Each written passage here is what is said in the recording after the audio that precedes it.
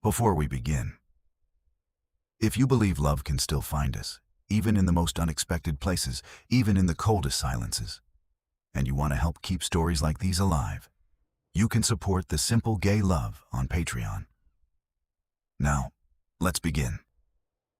The sky above Montana in late October looks like something that's been burned from the inside out. Not orange exactly, not red. Something older than either of those colors. A rust that the ancient rocks must have bled into the atmosphere over 1,000 years, painting everything it touches the color of something ending. I know that sky by heart now. I know what it means when it looks like that. It means the cold is coming. Not the comfortable autumn cold that makes people reach for sweaters and wrap their hands around warm mugs. The real cold. The kind that makes the horses uneasy 3 days before it arrives. The kind that the old-timers in Billings describe the same way they describe a difficult man. Not with specific words, but with a long exhale and a look that tells you everything. I've lived under that sky for 4 years. And in 4 years, I thought I had learned everything it had to teach me. I was wrong. His name was Nico Moretti, and he arrived on a Tuesday in the second week of September, driving a pickup truck that had clearly seen more states than it had repairs. With a duffel bag in the back, a jacket that was nowhere near warm enough for where he was going, and a smile that had absolutely no business being that easy in a place like this. I was fixing the water trough near the east gate when he pulled in. I heard the engine before I saw the truck, a tired, rattling sound that made me look up. Earl Halverson was already walking across the yard to meet him, which meant this was the seasonal hire he'd mentioned, the one coming up from Portland. I watched him climb out of the cab. He moved like someone who had learned to be comfortable in his own body without making a statement about it. Easy. Unhurried. He looked around the property the way a person looks around when they're genuinely curious, not sizing things up, not calculating, just looking, the way a man looks at a landscape when he actually intends to be present in it. Then he looked at me. I looked back at the trough. My name is Connor Kelly. I'm 31 years old. I've worked the Halverson Ranch outside Billings, Montana for 4 years, and before that, I worked 2 ranches in Wyoming and 1 in Idaho, and before any of that, I had a life I don't talk about. That's not a mystery. It's just true. There are things that belong to the past and things that belong to the present, and I've always been careful about which ones I let cross that line. I'm not a man who speaks when silence will do. I'm not a man who reaches for things. I learned young, very young, in ways I'll tell you about later, that wanting something too much is the fastest way to lose it. So I became someone who didn't want too much. Someone who kept his hands busy and his eyes down and his chest quiet. 4 years on the Halverson Ranch, and I had managed that just fine. And then Nico Moretti arrived, and nothing was fine anymore. It was just more than fine, which is worse. The first week, we barely spoke. That was normal. New seasonal workers always go through an adjustment period, learning the routines, learning which horses need what kind of handling, learning how the other men on the crew operate. I watched him without watching him. That's a skill I have. I can be looking directly at my hands or at the ground or at a fence post and still catch everything happening in my peripheral vision. What I caught was this. He worked harder than he needed to, for a seasonal man. Most itinerant workers do the minimum to get through the season and collect their pay. Nico was one of those people who couldn't seem to help himself. If something needed doing, he did it. If something was broken that nobody had gotten around to fixing, he fixed it. Not to impress anyone. I could tell because he didn't look around afterward to see if anyone had noticed. He just moved on to the next thing. He also talked. God, he talked. To the other workers, to the horses, to himself, when there was nobody else available. In English, and sometimes in what I assumed was Italian. Not full sentences, just fragments. The kind of muttering a person does when they're working through something in the language that comes most naturally to them. He had a voice that was easy to listen to. Not loud, not performing, just present, in the way that some voices are present, filling a space without crowding it.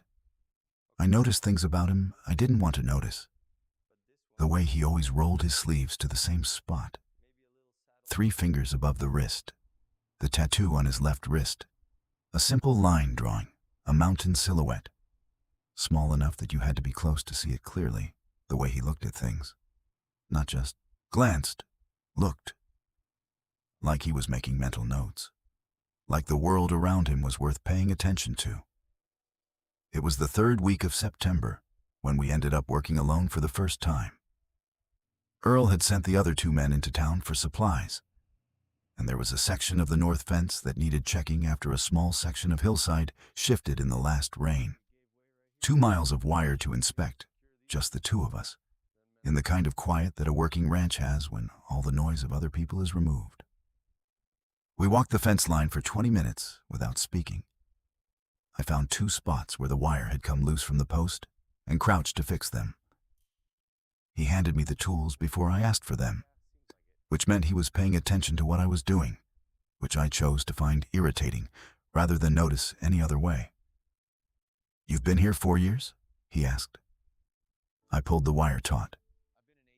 "Yeah." "You like it?" I looked at him then. The question wasn't challenging. He was genuinely curious.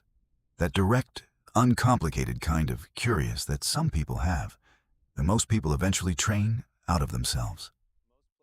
"It's good work," I said. He nodded like that was a complete answer. Maybe it was. "I've been in 8 states in 2 years, he said. Not bragging, just saying. Montana is the first one that made me feel like I should slow down. Why? He looked out over the hillside, the gold grass, the distant smudge of the bighorns against the sky. The enormous silence that lives between things out here. It's the size of it, he said finally. Most places, the landscape is background. Here it's present, like it's paying attention to you. I didn't have an answer for that. I went back to the wire. But I thought about it later, alone in my bunk, staring at the wood ceiling in the dark. He was right. Montana does pay attention. I should have paid more attention to what it was paying attention to. By October, we had developed a rhythm, not a friendship exactly. Or maybe it was. The kind that forms between people who work alongside each other without ever quite crossing into the territory of personal conversation. We moved around each other on the ranch with an ease that the other men noticed and didn't comment on, which in itself was a kind of comment. Ranchmen are like that. They notice everything and say nothing, and the saying nothing is always louder than anything they could say. I noticed things I didn't have names for. The way the air felt different in whatever room he was in. The way a silence between us had texture, weight, that silences with other people didn't have. The way my eyes found him without my permission. Across the yard, across the barn, without explanation or decision. Just there. I knew what it was. I'm not a man who lies to himself. I've spent too much time alone for that particular habit. I knew what it was, and I knew what it meant, and I knew exactly how much room there was in my life for it. None. None whatsoever. And then it was the 12th of October, and Earl sent us out to fix a section of fence 6 kilometers from the main property, and the sky turned the color of an old wound, and I ran out of arguments. Before I tell you what happened out there, I want to ask you something. Where are you listening to this from right now? Tell me in the comments, your city, your country. I want to know who's out here with me tonight, and with Connor and Nico, in the dark and the cold. Leave your city below. I'll be reading. The drive out to the fence took 20 minutes on a dirt road that was already showing signs of the freeze to come. The top layer of mud hardening at the edges, the tire tracks from earlier weeks preserved like fossils. The radio in the truck didn't work. It hadn't worked since before I arrived at the ranch. I'd never thought to fix it. Nico didn't seem to mind. He watched the landscape pass with that patient attention of his. One elbow on the door, and the silence between us in the cab was, I don't have a better word for it, companionable. The kind of silence you don't need to fill. We worked until the light started to go. The section of fence was more damaged than Earl had estimated. 3 posts needed to be reset, not just the wire repaired. And by the time we packed the tools back into the truck bed, the sky had made its transformation fully. That burning rust color I know so well. The temperature had dropped 8 degrees in an hour. I could feel it on the back of my neck, on the back of my hands. I reached behind the seat for the work gloves I kept there, and my hand found something else. A folded wool blanket. The kind ranches accumulate in truck cabs, the way they accumulate wire and twine. Always there, always forgotten. Old canvas backing, wool fill, smelling of cold air and years. We sat in the truck bed. I don't know who sat down first. Maybe neither of us decided. Maybe we just both stopped moving at the same moment, and the truck bed was where we were standing, and so that's where we sat. The blanket went across both of us without discussion. The kind of practical sharing that cold weather makes sensible. The kind that has nothing to do with anything else. Except that it did. He was close enough that I could feel the heat of his arm through the layer of flannel between us. Not touching, just present. A few centimeters. The kind of distance that has a sound. Nico was talking. He'd been telling me something about a ranch in New Mexico where he'd spent a summer. A story about a horse that had broken out of the paddock 3 times in a single week, always heading toward the same mesa. I'd been listening, which I don't always do, which he had noticed, I think, because he talked differently when he knew I was listening. More slowly, like he was enjoying the sound of his own voice less and the conversation more, and then he stopped. I don't know why he stopped. He was mid-sentence. Something about the 3rd time the horse got out. Something with a punchline I never heard. He stopped, and the silence arrived so suddenly it was almost physical. And I turned my head, because the silence coming from Nico was strange. The way a stopped clock is strange, the wrongness of it drawing attention to itself. He was looking at me. Not the way people look at each other in normal conversation. Not assessing, not waiting for me to say something. Just looking. With those dark eyes that already held too much, that stayed on things too long, that made people uncomfortable in a way that I had stopped finding uncomfortable weeks ago without quite noticing when. The sky above us was still burning. The cold was all around, under the blanket's edge, at the back of my throat when I breathed. The nearest living person was 6 kilometers away. I should have looked somewhere else. I have that skill. Looking away, looking down, looking at the thing that isn't the thing that matters. I've used it for 31 years. It's the most reliable skill I have. I didn't use it. I don't know how long we sat like that. Long enough that the color started going out of the sky. Long enough that the cold moved from sharp to settled. The kind of cold that stops announcing itself and simply becomes the air. Long enough that the distance between his arm and mine, barely there to begin with, somehow became even less. "Connor," he said. Just my name. Not a question, not a statement. Just the sound of it, in his voice, in that silence. Something happened in my chest. A settling. The way a building settles, not collapsing, not breaking. Just acknowledging gravity. Acknowledging that holding itself rigid was costing something. "Yeah," I said, not answering anything. Just present. He exhaled slowly. I felt it more than heard it. And then his hand moved, not toward me, just off his knee, open, resting on the truck bed between us. And Fasika inch from mine. Not a demand, an offer. I stared at his hand for a long time. I have spent the better part of my adult life not taking offers like that. Not because I didn't want them. Because wanting something that much was a vulnerability I couldn't afford, had never been able to afford, had learned at 17 in a concrete room with a metal cot that need was just another word for exposure. And exposure was just another word for getting hurt. So I kept my needs small and my walls high, and I was fine. I was always fine. His hand was an inch from mine on cold steel. He didn't push, didn't close the distance. didn't say anything else. Just left it there, open, without pressure, without a deadline, without the implicit expectation that I'd be a coward if I didn't reach back. That was what undid me. The absence of pressure. I had spent my whole life learning to resist being pushed toward things. Nobody had ever thought to simply wait. I moved my hand over his. His fingers closed around mine slowly, carefully, the way you close a hand around something you aren't sure won't break. We sat like that while the last color drained out of the Montana sky, his hand wrapped around mine, the blanket across both of us. Not speaking, not needing to. The wind moved through the dry grass.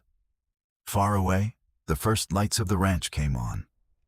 Small and gold and distant, like something from a different world. My hand felt like the only warm thing in the state. I should tell you something about who I was before Montana. Before any of this. I should tell you because what happened with Nico isn't just a love story. It's a story about what happens to a person who has been carrying something alone for so long that they've forgotten it has weight. I grew up in a town 40 miles east of Billings.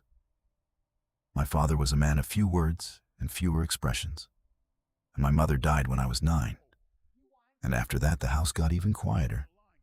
I learned early that being unnoticed was the same as being safe. I learned that the fewer needs you had, the fewer ways there were to disappoint people, or to be disappointed. I was good at school in the way that gets you left alone.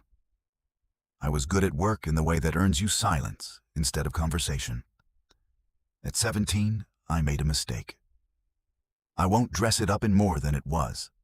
A fight outside a bar in Billings, I was too young to be there, which I was too young to think about. A man twice my size and 3 times my years said something that I won't repeat, and I responded with my hands instead of my back. And the man ended up with a broken collarbone, and I ended up in juvenile detention for 8 months. 8 months is a long time when you're 17. What I learned in those 8 months, not from programs, not from counselors, but from the pure, extended, unavoidable experience of being in a cage, was that the only thing you can control is your reaction to things. That panic is a luxury. That stillness is its own kind of power. I learned to be quiet in a way that went deeper than just not talking. I learned to hold still. When I got out, I went to work on a ranch in Wyoming, then Idaho, then Montana. Ranching suited what I had become: physical labor, clear objectives, limited need for conversation, an environment where competence spoke louder than charm. I was good at the work. The work asked nothing of me that I couldn't give. What the work didn't ask for was the only thing that was getting harder to keep locked down. The awareness that I was going through my life without ever really landing. Never putting weight on anything. Never staying long enough to be known. Moving on before anyone could look close enough to see what was actually there. I was 31 years old. I had never once let anyone close enough to matter. And then I let Nico Moretti hold my hand in a truck bed in the Montana dark. And the thing I had been keeping locked down for 31 years hit the wall I'd built around it so hard I felt it in my spine. We drove back to the ranch in silence. A different silence than the one on the way out, charged, careful, the way air feels before lightning, all the small hairs on your arms standing up for no visible reason. He didn't say anything. I didn't say anything. But his knee touched mine in the cab, and neither of us moved away. The weeks that followed were, I don't know how to describe them accurately. Slow and fast at the same time, the way pain is. Every morning I woke up and talked myself into composure. Every day the composure lasted until I saw him. And then whatever I talked myself into quietly dissolved. And I went through my work with this warm, low-grade ache in my chest that I refused to name, even when I was alone. We found reasons to work together. I didn't examine the finding too closely. He brought me coffee in the morning without asking how I took it, which meant he'd been paying attention. He had, apparently, been paying attention to a lot of things. He knew which horses I worked with most. He knew I ate the same lunch every day, not because I liked it particularly, just because I'd never bothered to change it. He knew that I'd turn the radio on in the barn and off again when the other men came in, a habit I hadn't realized I had until he commented on it. "You don't like people knowing what you're listening to," he said. Not an accusation, an observation. I didn't answer. "That's okay," he said. "I'm not asking." Which was exactly the right thing to say. I don't know how he knew it, but he knew it. The evening after a long day mending the north pasture, we sat on the fence post by the east water tank as the sun went down, and he told me about his family in Portland, his grandmother from Sicily, the way she smelled of olive oil and rosemary, how she used to put both hands on his face when she talked to him, like she needed to hold him still to really see him, how he had moved through cities and seasons and strangers since she died, carrying her somewhere he couldn't quite locate. He talked about his ex. He didn't say it was a man. He didn't need to with me. 2 years, he said. And then he needed something I couldn't give him. Not because I didn't want to. I just didn't know how to be still. He paused. I'm learning. I thought about the hand in the truck bed, the way he'd left it open, patient, without demand. You're doing all right? I said. He looked at me sideways, smiled. Not the easy smile he wore with the others. Something quieter, something he was less careful with. God help me. I wanted to be in the same room as that smile for the rest of my life. And then things got complicated. I should have known they would. Nothing that feels like that is allowed to stay uncomplicated. There's a tax on warmth out here. There always has been. It started with looks. Wade and Pete, the 2 other full-time ranch hands, had been watching us. Not in the obvious way that signals coming confrontation, but in the quiet way that is somehow worse. The conversations that stop when you enter a room, the small recalibrations of posture, the absence of the kind of easy banter that used to flow between all of us like something that cost nothing.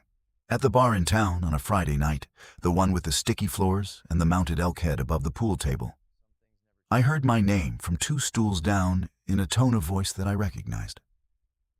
I've been hearing that tone of voice on and off for 14 years. I've learned to recognize it the way you learn to recognize weather. I didn't look up. I finished my drink. I left. Nico was outside, leaning against the wall, looking up at the sky the way he always looked at things. He'd stepped out earlier, and I hadn't asked why.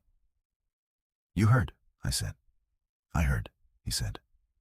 No elaboration, no comfort, just acknowledgement. Which was what I needed, actually. We walked to the truck, not touching, not speaking. But his shoulder was close enough to mine that the warmth of it was present. A steady thing, like a fire in the next room. Does it bother you? He asked when we were in the cab. I considered the question with the seriousness it deserved. Does it bother me? I've been navigating this since I was 17. I know the math, when to push, when to absorb, when to let something pass because the cost of addressing it exceeds the cost of carrying it. I know the weather of it. It bothers me that you have to deal with it, I said. He was quiet for a moment. Then, I've been dealing with it my whole life, Connor. I chose to stop hiding. That's a different kind of dealing. He paused. I'm asking about you. I started the truck. I'll figure it out, I said. I felt him looking at me. I kept my eyes on the road. You always say that, he said. Like figuring things out alone is the only option. I didn't answer, because he was right, and I didn't have anything useful to say in response to being right. And I am not the kind of man who speaks when he doesn't have anything useful to say. But I thought about it for a long time after, in the dark of my bunk. The complication I hadn't seen coming had a name I already knew. Earl Halverson had been looking at me differently for the past week.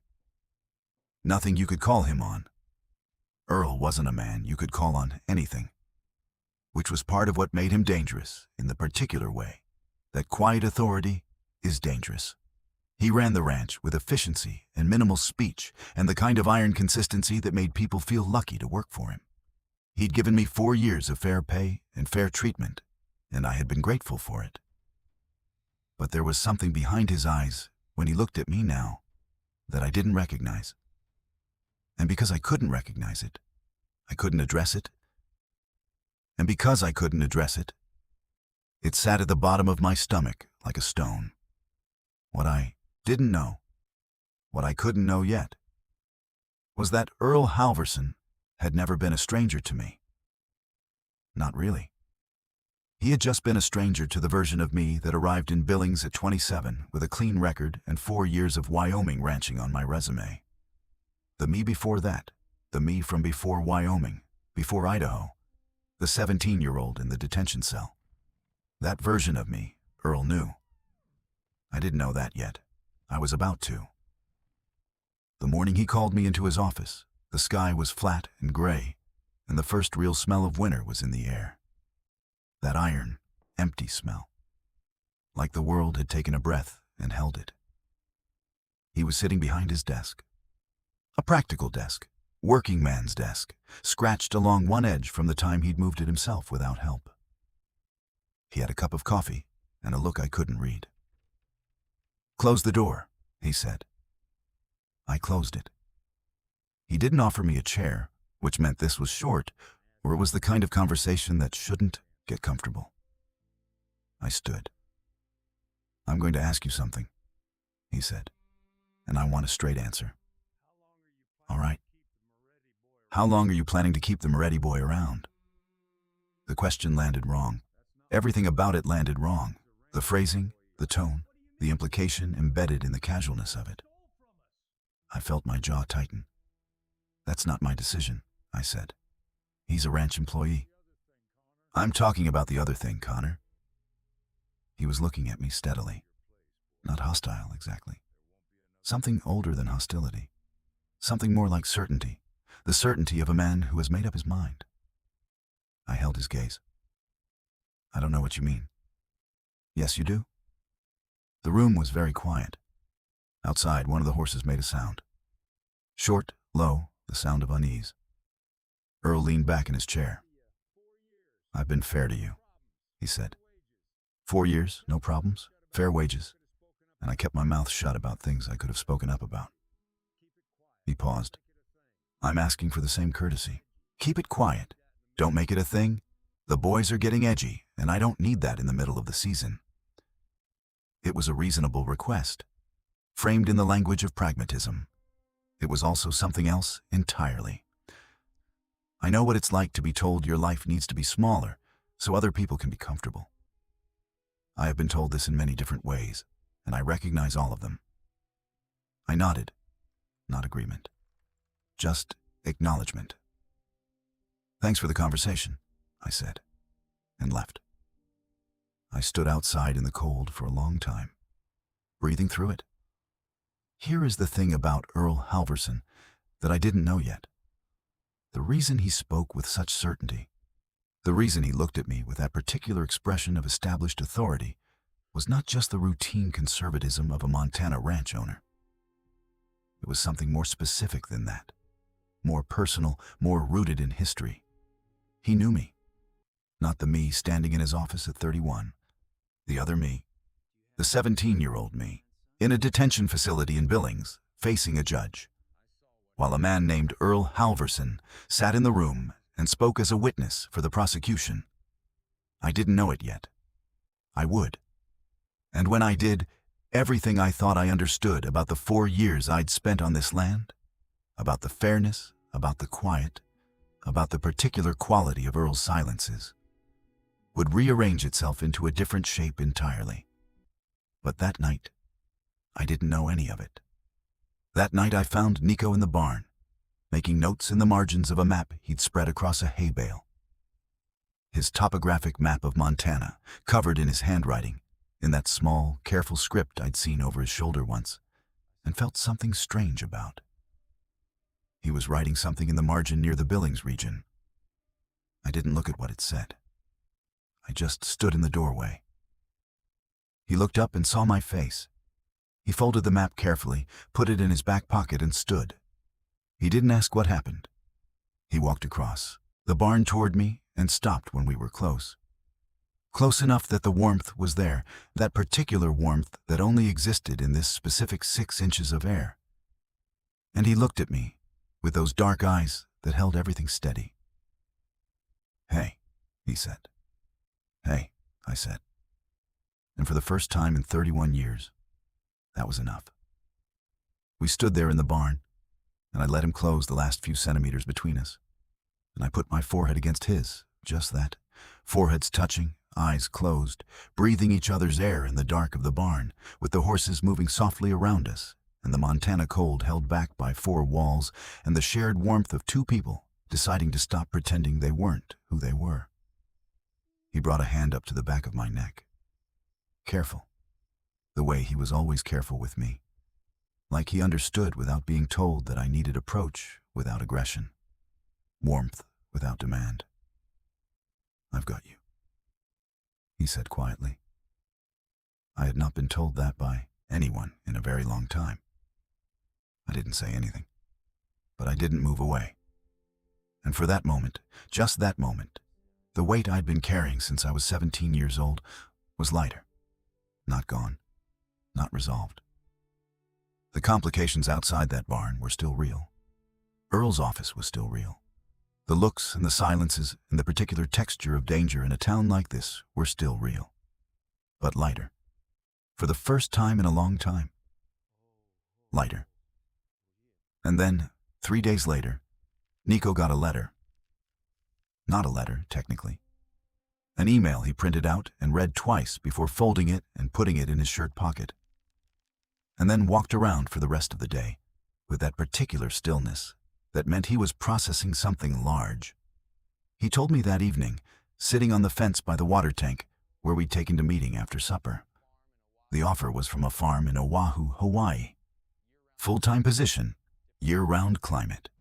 Different kind of work, vegetables and tropical, fruit rather than cattle. But honest work, good pay. More than good, actually. The kind of pay that a man who has been living season to season for 2 years notices. He told me all of this in a steady voice. He told me it was a good offer. He told me he had until the end of the month to decide. And then he said, "I want you to come with me." The Montana sky above us was doing that thing it does in October, holding on to the last bit of color too long, like it knows what's coming and isn't ready, like it's reluctant. I understood the sky. "I want you to come with me." 6 words, and the entire architecture of my 31 years rearranged itself around them.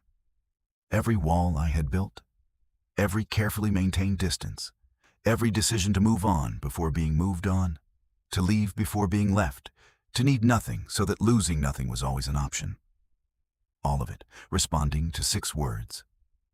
He wasn't pressuring me. He never pressured. He'd said it the same way he'd left his hand open on the truck bed in October. An offer, not a demand. Available, not insistent. The absence of pressure that I had never known how to defend against. I looked at the bighorns in the distance, dark shapes against the last of the light. I had come to Montana to disappear, to work and to be uncomplicated and to ask nothing of a life that had already asked too much of me. And here, somehow, was a man who had found me anyway. Here was the question I'd never let myself ask. Did I believe I deserved to be found? I didn't answer him that night. He didn't push. He just sat beside me while the sky went dark, close enough that our arms touched through our jackets, and the wind moved through the dry grass, and Montana, vast and implacable and ancient, paid attention to both of us. I didn't have an answer yet, but for the first time in my life, I had the question. And that was something. If this story stayed with you, if you felt something for Connor and Nico out there in the cold, I want to know. Leave a number in the comments below. Your rating for this story, from 0 to 10. Knowing how this landed with you is everything to me. And if you need to know what happens next, what Connor decides, what Earl is hiding, and what Montana does to 2 men who are running out of reasons to be apart, The continuation is waiting for you on Patreon. I share exclusive stories and alternate endings there each month. Thank you for being here. Thank you for listening in the dark, wherever you are. And thank you for believing in simple gay love. Enjoyed this story? Good. Because I have so much more to tell you, but those other ones I can't put out here. It's not for everyone. It's for those who really want to go deep. On my Patreon, the stories are more intense, more free, more real. No censorship, no filter, no limitations. It's the place where I can truly explore everything these characters live, feel, and desire. Things that don't make it out here. And trust me, there's a lot waiting for you. And it's not just content, it's a community. A closed space for those who want real representation, who want to support the LGBTQ+ cause and have access to benefits nobody else has. Early content, behind the scenes, stories only members get to know, and a group of people who think just like you. A place where we can talk about everything, without judgment, without limits. There are already a lot of people inside following stories you don't even know exist yet. And every month, there's something new coming. Getting in is easy. Point your phone camera at the QR code on screen right now, or use the link in the first pinned comment down below, or in the video description. In less than 2 minutes, you're already part of it. See you on the other side.